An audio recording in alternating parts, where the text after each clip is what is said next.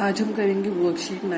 Worksheet 9 में आप देखेंगे कि कैसे without actually solving the equations हम पता लगा सकते हैं कि इसके किस तरह के ग्राफ्स बनने वाले हैं।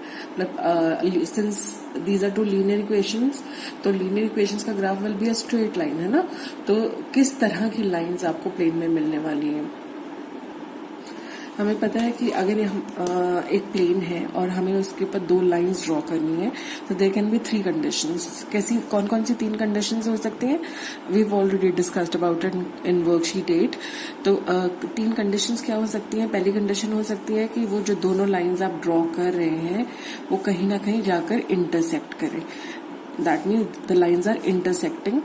अगर लाइंस इंटरसेक्ट कर रही हैं at a point, that means they have a unique solution, क्योंकि एक पॉइंट पर, एक यूनिक पॉइंट पर वो इंटरसेक्ट कर रहे हैं। The second case can be that the lines are coincident, या आप कह सकते हैं दे आर ओवरलैपिंग, एक दूसरे एक के ऊपर एक टाइप्स आ रही हैं, है ना। This can be the second case कि दोनों लाइंस कोइंसिडेंट है, एक दूसरे के ऊपर आ रही हैं। और तीसरा केस हो सकता है when the lines are parallel है, that means they are not going to meet. अगर कहीं मीट ही नहीं करेंगी तो आपको कोई उनका सोल्यूशन नहीं मिलने वाला, है ना, क्योंकि उनके दिल भी पैरेलल, तो कहीं भी जाकर उन्होंने इंटरसेक्ट नहीं करना, तो there won't be any solution. तो अब आप बिना ग्राफ बनाए कैसे पता लगा सकते हैं कि हमें इंटरसेक्टिंग लाइंस मिलने वाली है, या ओवरलैपिंग लाइंस मिलने वाली है, या पैरेलल लाइंस मिलने वाली है। ये पता लगाने के लिए हमें जो 2 लीनियर इक्वेशंस इन 2 वेरिएबल्स दी हुई हैं उनको ऑब्जर्व करना होगा।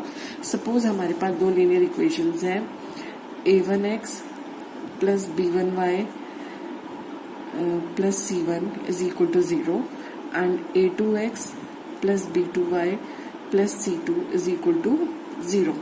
आपने एक चीज ये ऑब्जर्व करनी है, इस चीज का ध्यान रखना है कि जो आपकी इक्वेशंस हैं they should be in the same form.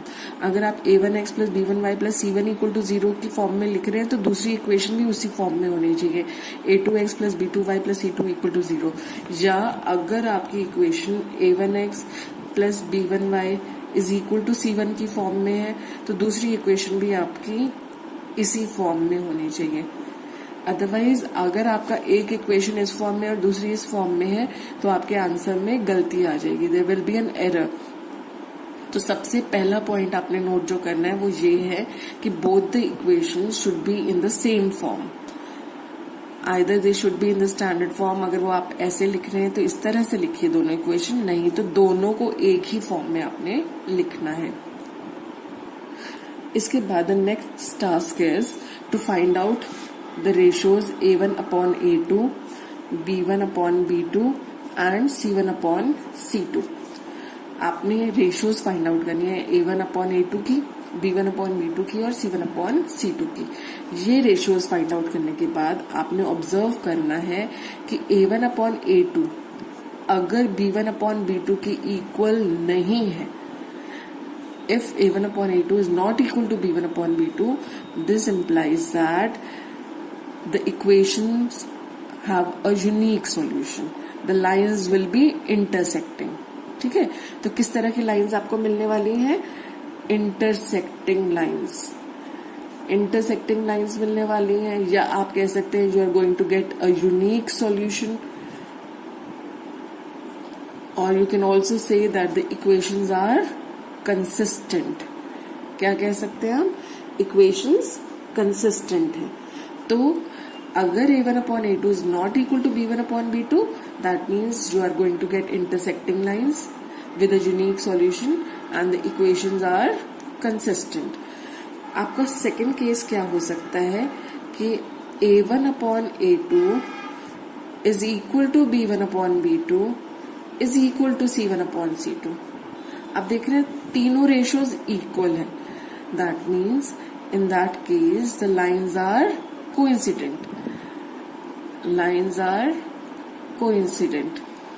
Lines coincident होंगी और there will be infinite number of solutions. Coincident line का मतलब क्या हुआ, ओवरलैपिंग लाइंस है, एक दूसरे के ऊपर है, है ना।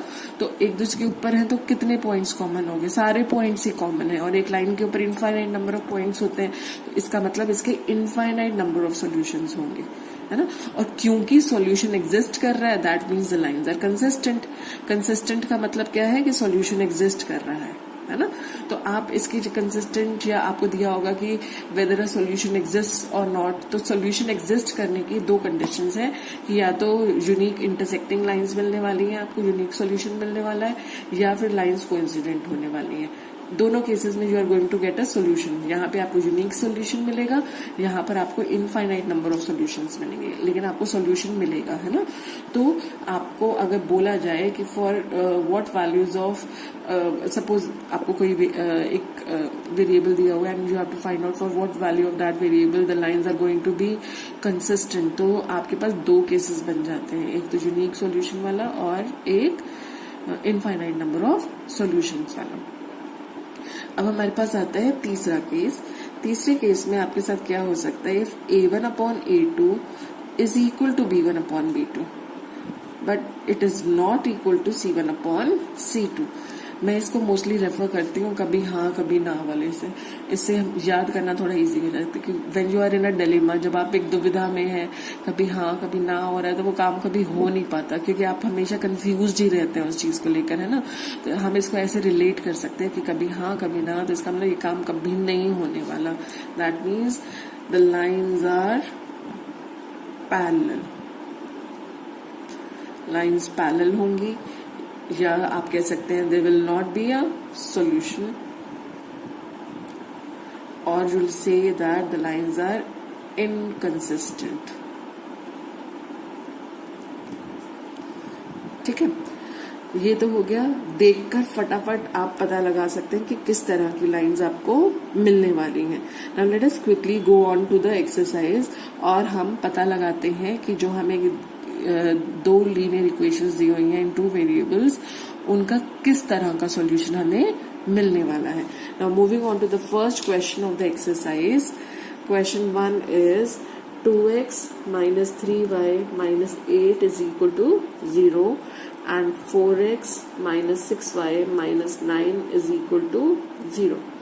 अब अगर आप यहाँ ऑब्जर्व करें तो a1 आपका क्या है, this is a1, a1 is 2, b1 is -3 and c1 is -8।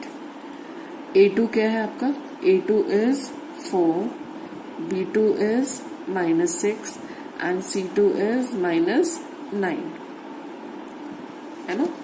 Now let us find out the ratios। अगर हम इनकी रेशियो फाइंड आउट करते हैं तो आपने देखा a1/a2 क्या हो जाता है, 2/4, 2/4 मतलब 1/2। इसी तरह से b1/b2 आपका क्या हो जाएगा, -3/6, दिस इज ऑल्सो 1/2, है ना। माइनस से माइनस कैंसिल हो गया, 3 2 6।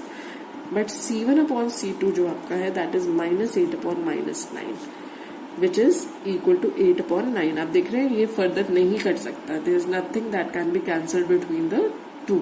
तो आपने ऑब्जर्व किया कि a1/a2 is equal to b1/b2 but it is not equal to c1/c2।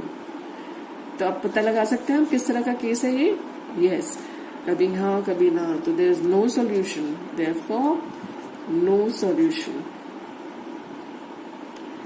और the lines are parallel and the pair of linear equations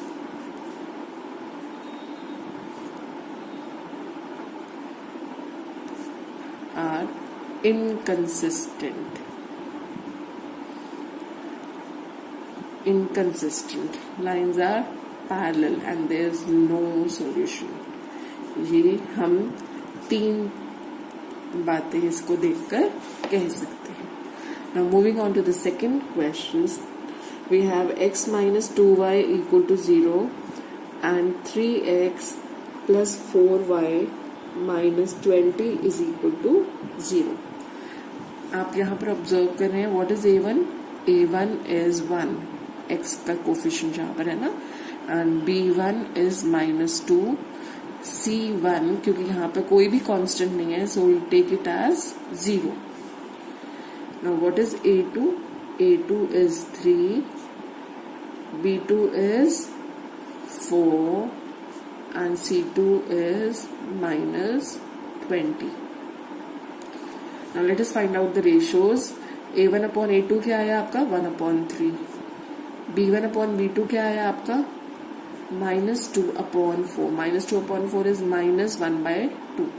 तो हमने पहले स्टेप में ही ऑब्जर्व करा कि A1 upon A2 is not equal to B1 upon B2. ये दोनों ratio same नहीं है. अगर दोनों रेशियो सेम नहीं है तो हम क्या कह सकते हैं? The ratios are not equal. That means there is therefore a unique solution. दूसरी चीज हम क्या कह सकते हैं? Lines are intersecting. और तीसरी चीज हम क्या कह सकते हैं? That the pair of linear equations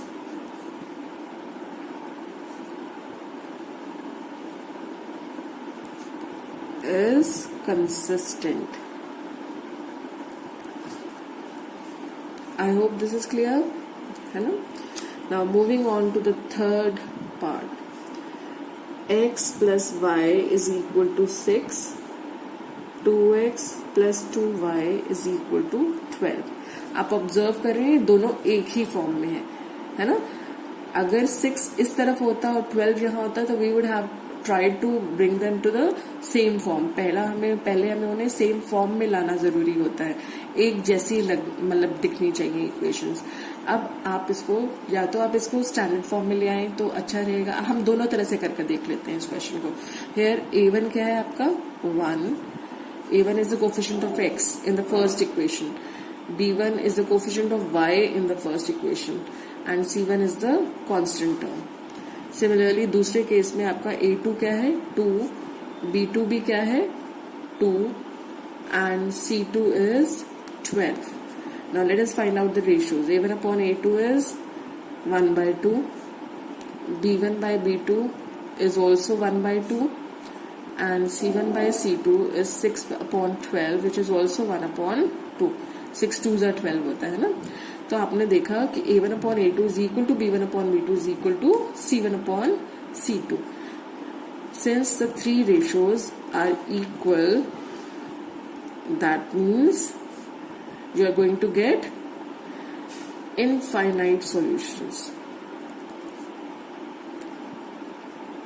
क्योंकि लाइंस किस तरह की बनने वाली हैं? कोइंसिडेंट लाइंस मिलने वाली हैं. कोइंसिडेंट लाइंस आप कह सकते हैं या ओवरलैपिंग लाइंस कह सकते हैं. That means the pair of linear equations is consistent.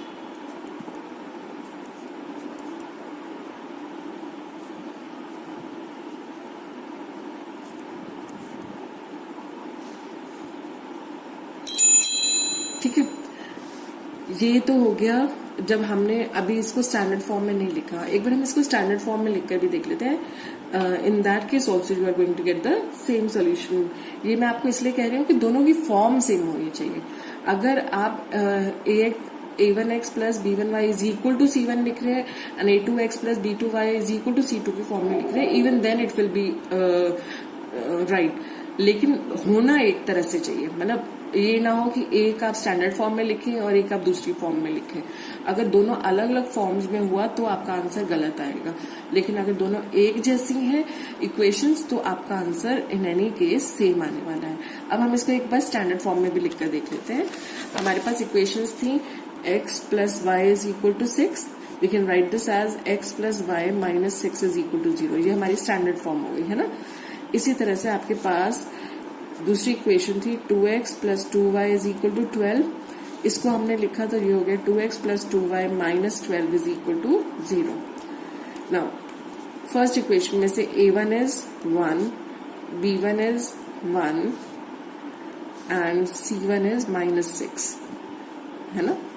दूसरी इक्वेशन में A2 क्या है 2, B2 क्या है 2 और C2 क्या है minus 12. Now let us find out the ratios. तो A1 upon A2 आपका हो जाएगा 1/2. B1 अपॉन B2 भी आपका हो जाएगा 1/2 एंड C1 अपॉन C2 आपका हो जाएगा -6 अपॉन -12, माइनस से माइनस कट गया and you are again getting 1/2। तो आपने देखा कि दोनों केसेस में you are going to get the same solution, है ना।